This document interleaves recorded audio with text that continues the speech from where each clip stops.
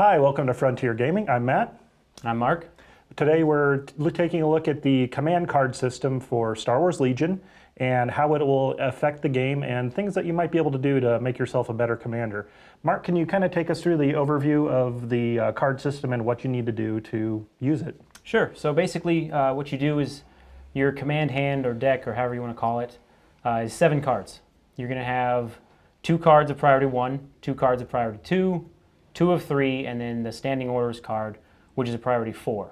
Mm-hmm. And when you say, so there's little pips on the top of the card that shows the priority for it. If you look at the top left, I'm sure we'll show some cards up here showing it. But that's what he's talking about. So you have to have a certain amount of cards in there of each of the different priority systems. Yes. So like you were saying, it's represented by a pip. And then each card, you have 7, your opponent has 7. So what you do is during your turn, you're going to choose a card, your opponent chooses a card, you lay them face down. Once you've both chosen, you reveal said card. Yep. If you reveal the priority 2, I reveal the priority 1, I would have control of the beginning of the turn. Okay, so the person with the lower priority gets to play first. Yes. Okay. I think people that are familiar maybe with the Game of Thrones plot system, that's kind of what's going on here. It's actually a really cool system. So there's a couple of cards that come core to the set that any deck can include, and it starts with Ambush. Yes, okay, so Ambush, it's a priority 1, but you can only assign an order to 1 unit. Okay, pretty limited. And to be clear, once you've played one of these cards, they pretty much go away. Yes, once you've played a card, except for standing orders, you discard it for the rest of the game. Okay, that's pretty key, because sometimes if you lose like your commander, if you lose your Vader or Skywalker or whatever, you lose their specialty command cards. So you'll at least always have the standing orders. But okay, so that was Ambush, and then we have Push. Okay, so Push is a priority 2. You also get to assign 2 orders. I mean, pretty basic, right? Onto the 3 pip. Assault, which is 3 pip as you mentioned, and you issue 3 orders. And then standing orders, which all decks have to have in them, is the 1 unit activation at priority 4. So it's pretty bad. You don't want to be doing that unless you've got any other choices. But so the commanders that we know so far, we've got Vader, we've got Luke, and then General Veers and Leia will hopefully be soon after the initial wave of guys. But Vader's, one of his specialty cards, Implacable. All right, so basically it's priority 1. And at the end of Darth Vader's first activation, he may suffer 1 wound to shuffle his order token into the order pool. During Darth Vader's second activation, he can only perform 1 action. I really kind of dig this one because it's definitely, I can see where you want to play it. You want to hold on to it till later, till Vader's actually engaged in combat. Yes. And then you're just getting 1 more order out of him to do whatever horrible Vader things he wants to do to everybody nearby. So that's pretty cool. So that'll take the spot of one of your 1 priority cards. Then we also have new ways to motivate them. This is a fun card. Yeah. It's a priority 2. You assign orders to 2 troopers.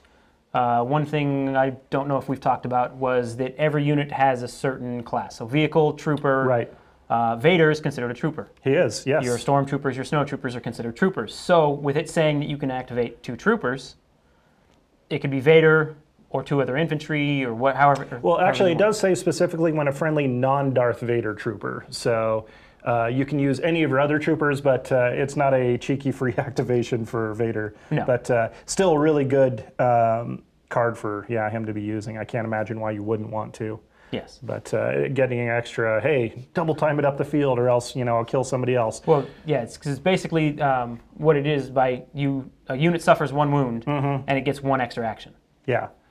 And honestly, you could look at it, because extra troopers is 11 points or something like that? Yes. So you're just playing around this card a little bit, throw an extra little guy in there, and you still have a unit that's just going to be really fast or able to get up the table a lot faster for that 1 turn. And then we have his 3 priority card, which is Master of Evil. This card's it is evil like it says. It's Darth Vader and 2 units. So once again, there's no what's the word? Restrictions. That's the word. Yes, I can't talk on what units you can give it. So when Darth Vader is issued an order, he gains 1 dodge token. So that's when you give him the order token. He's not activated yet, but he gains a free dodge. Yes. And then, when Darth Vader activates, each enemy trooper within range 1 to 2 of him gain 3 suppression tokens. Yeah, that's pretty cool. So suddenly you've got guys that's probably going to hit their suppression limit for most troops, unless you're placing another Vader player or something like that. But and then so they're automatically going down to 1 action instead of 2. Yes, because Luke Skywalker only has 3 courage. Right. So once you double his courage value, then you start to get crazy stuff and guys start running away. Anything up to his normal, which would be 3, you start losing your actions. Yeah, this is just a super cool, themey, card that I'm excited to see played.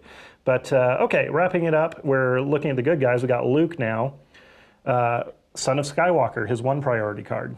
All right, so after Luke Skywalker performs his first attack, he may perform 1 additional attack. Nice. So, you're getting your 1 activation. Everybody else is kind of activating randomly for the most part, but getting an extra attack with Luke could be really decisive for the games. Yes. This it works very well when you're charging Vader.